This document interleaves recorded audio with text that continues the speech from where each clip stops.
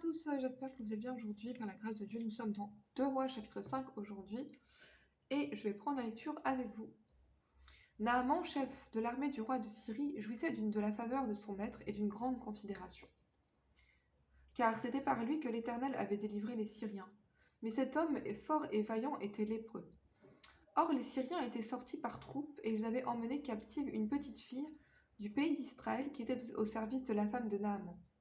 Et elle dit à sa maîtresse, « Oh, si mon Seigneur était auprès du prophète qui est à Samarie, le prophète le guérirait de sa lèpre. » Naaman alla dire à son maître, « La jeune fille du pays d'Israël a parlé de telle et telle manière. » Et le roi de Syrie dit, « Va et rends-toi à Samarie, et j'enverrai une lettre au roi d'Israël. » Il partit, prenant avec lui 10 talents d'argent, 6000 cycles d'or et 10 vêtements de rechange.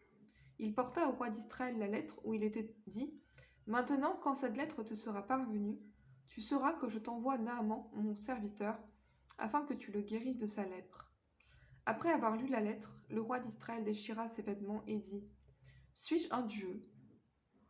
Suis-je un Dieu pour faire mourir et pour faire vivre, qui s'adresse à moi afin que je guérisse un homme de sa lèpre ? Sachez donc et comprenez qu'il cherche une occasion de dispute avec moi. » Lorsqu'Élisée, homme de Dieu, apprit que le roi d'Israël avait déchiré ses vêtements, il envoya dire au roi, « Pourquoi as-tu déchiré tes vêtements ? Laisse-le venir à moi, et il saura qu'il y a un prophète en Israël. » Naaman vint avec ses chevaux et son char, et il s'arrêta à la porte de la maison d'Élisée. Élisée lui fit dire par un messager, « Va et lave-toi 7 fois dans le Jourdain, et tu seras pur. » Naaman fut irrité et s'en alla en disant, « Voici, je me disais, il sortira vers moi, il se présentera lui-même, il invoquera le nom de l'Éternel son Dieu, il agitera sa main sur la place et guérira le lépreux. Les fleuves de Damas, d'Abana et le Parpar, ne va-t-il pas mieux que toutes les eaux d'Israël? Ne pourrais-je pas m'y laver et devenir pur ?» Et il s'en retournait et partait avec fureur. Mais ses serviteurs s'approchèrent pour lui parler et dirent, « Mon père, si le prophète t'eût demandé quelque chose de difficile, ne l'aurais-tu pas fait? Combien plus dois-tu faire ce qu'il t'a dit?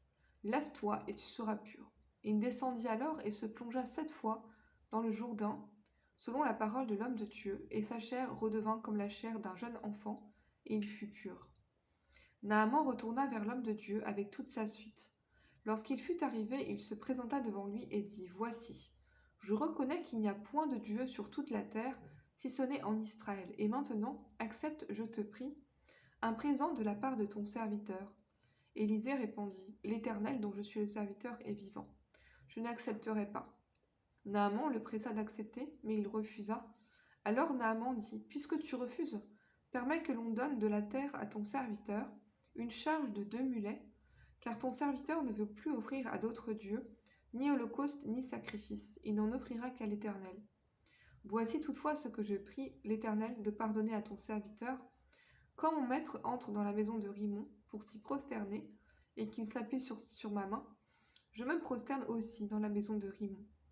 Veuille l'Éternel pardonner à ton serviteur, lorsque je me prosternerai dans la maison de Rimon. » Élisée lui dit, « Va en paix. » Lorsque Naaman eut quitté Élisée et qu'il fut à une certaine distance, Géasi, serviteur d'Élisée, homme de Dieu, lui dit en lui-même, « Voici, mon maître a ménagé Naaman le Syrien, en n'acceptant pas de sa main ce qu'il avait apporté. L'Éternel est vivant, je vais courir après lui, et j'en obtiendrai peut-être quelque chose. » Et Géasi courut après Naaman. Naaman, le voyant courir après lui, descendit de son char pour aller à sa rencontre et dit, « Tout va-t-il bien ?» Il répondit, « Tout va bien.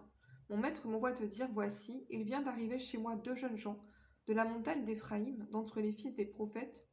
Donne pour eux, je te prie, un talent d'argent et 2 vêtements de rechange. » Naaman dit, « Consens à prendre 2 talents. » Il le pressa, et il serra 2 talents d'argent dans 2 sacs, donna 2 habits de rechange, et les fit porter devant Géasi, par 2 de ses serviteurs.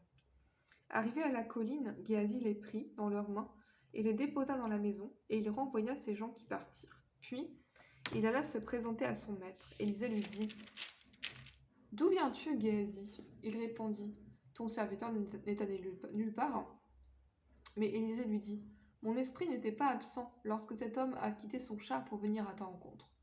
Est-ce le temps de prendre de l'argent et de prendre des vêtements, puis des oliviers, des vignes, des brebis, des bœufs, des serviteurs et des servantes.